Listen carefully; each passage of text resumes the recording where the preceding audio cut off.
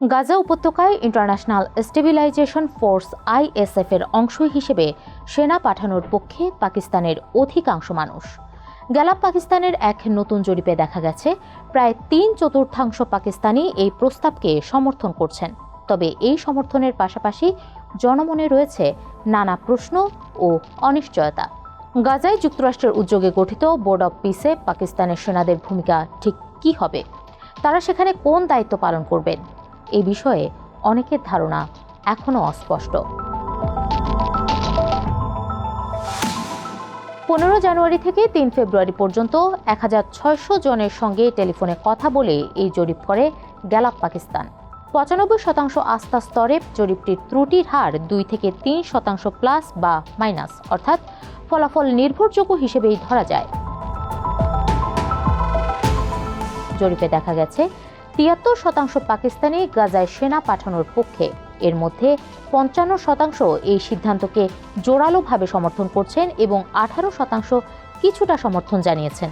বিপরীতে মাত্র 6% মানুষ এর বিরোধিতা করেছেন, তবে 16% এখনও সিদ্ধান্ত নিতে পারেননি।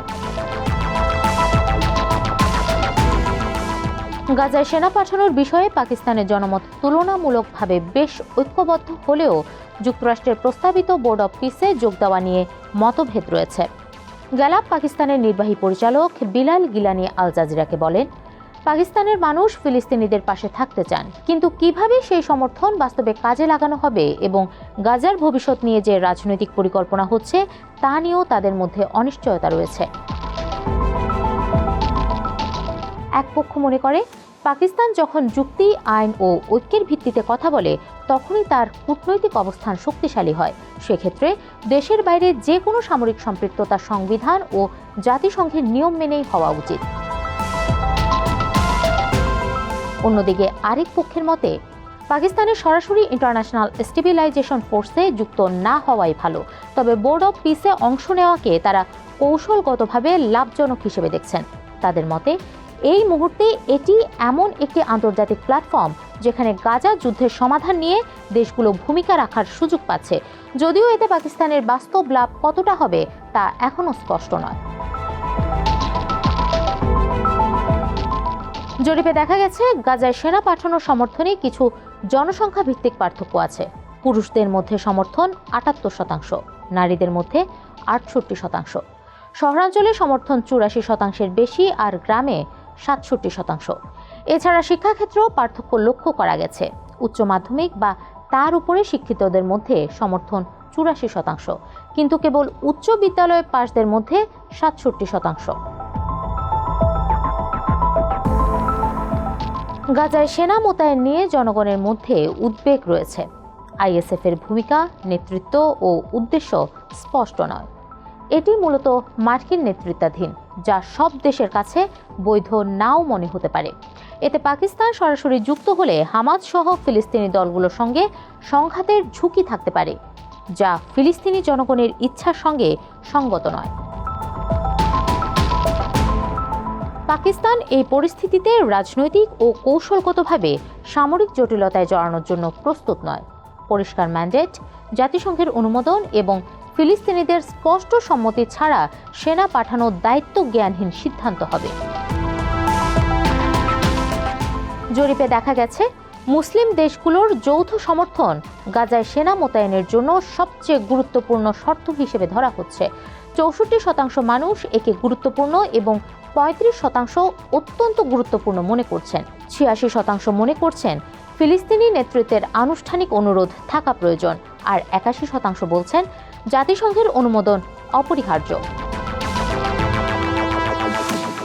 অন্যদিকে মার্কিন যুক্তরাষ্ট্র ও চীনের মতো বড় দেশগুলোর অনুমোদন কম গুরুত্বপূর্ণ মনে করা হচ্ছে। মাত্র 47% একে গুরুত্বপূর্ণ মনে করছেন এবং 30% বলছেন তা গুরুত্বপূর্ণ নয়। গত জানুয়ারি মাসে দাভোসে বিশ্ব অর্থনৈতিক ফোরামে পাকিস্তান শান্তি বোর্ডে যোগদানের আমন্ত্রণ গ্রহণ করেছে। তবে জরিপে দেখা গেছে এই বিষয়ে মানুষের মধ্যে বিভক্তি আছে। 39% অনিশ্চিত, 34% খুশি আর 23% অসন্তুষ্ট। গ্যালাপ পাকিস্তানের নির্বাহী পরিচালক গিলানির মতে, বোর্ডের ম্যান্ডেট সম্পর্কে তথ্যের অভাবই এই দ্বিধার মূল কারণ। 2025 সালে পাকিস্তানের সেনাপ্রধান ফিল্ড মার্শাল অসীম মুনির কূটনৈতিক তৎপরতায় অনেক বেশি গুরুত্বপূর্ণ হয়ে ওঠেন। গত জুন মাসে তিনি হোয়াইট হাউসে ট্রাম্পের সঙ্গে একান্ত বৈঠকে অংশ নেন, যা ছিল নজিরবিহীন। এছাড়া ডিসেম্বর মাসে কাতারে মার্কিন সেন্ট্রাল কমান্ড আয়োজিত সম্মেলনেও পাকিস্তান অংশ নেয়, যেখানে প্রায় 45টি দেশ গাজার সম্ভাব্য শান্তিরক্ষী কাঠামো নিয়ে আলোচনা করে। 1970 সালের ব্ল্যাক সেপ্টেম্বর সংকটে জর্ডানে পাকিস্তানি সেনাদের বিতর্কিত ভূমিকার কথা আবার আলোচনায় এসেছে, যদিও পাকিস্তানের দাবি তখন তারা কেবল প্রশিক্ষণ দিয়েছিল। পাকিস্তানের সরকারি কর্মকর্তারা জানিয়েছেন, এখনও গাজায় সেনা পাঠানোর চূড়ান্ত সিদ্ধান্ত হয়নি। তবে তাদের মতে গাজায় সেনা মোতায়েনের মূল লক্ষ্য হওয়া উচিত ফিলিস্তিনি দলের অস্ত্র নেওয়া নয়, বরং সাধারণ মানুষকে নিরাপদ রাখা এবং শান্তি নিশ্চিত করা। এজন্য পরিষ্কার এবং নিরপেক্ষ পরিকল্পনা দরকার। এছাড়া পাকিস্তানের পররাষ্ট্রমন্ত্রী ইসাক দারও বলেন, হামাসকে নিরস্ত্র করা আমাদের কাজ নয়। আগামী 19 ফেব্রুয়ারি পাকিস্তানের প্রধানমন্ত্রী মার্কিন প্রেসিডেন্ট ডোনাল্ড ট্রাম্পের বোর্ড অব পিসের প্রথম আনুষ্ঠানিক বৈঠকে অংশ নেবেন। এর আগে গত জানুয়ারিতে পাকিস্তান কয়েকটি মুসলিম সংখ্যাগরিষ্ঠ দেশের সঙ্গে এই উদ্যোগে যোগ দিয়েছিল। বিশ্লেষকদের মতে, পাকিস্তান যদি সৌদি আরব ও তুরস্কের মতো আঞ্চলিক শক্তির সঙ্গে সমন্বয় রেখে এগিয়ে যায়, তাহলে ঝুঁকি কম হতে পারে। তবে গাজার প্রশ্নে যে কোনো ভুল পদক্ষেপ দেশের কূটনৈতিক অবস্থান ও অভ্যন্তরীণ রাজনীতিতে প্রভাব ফেলতে পারে। তাই বলা যায়, পাকিস্তানের জনগণ গাজায় শান্তি চায়, এ নিয়ে কোনো সন্দেহ নেই।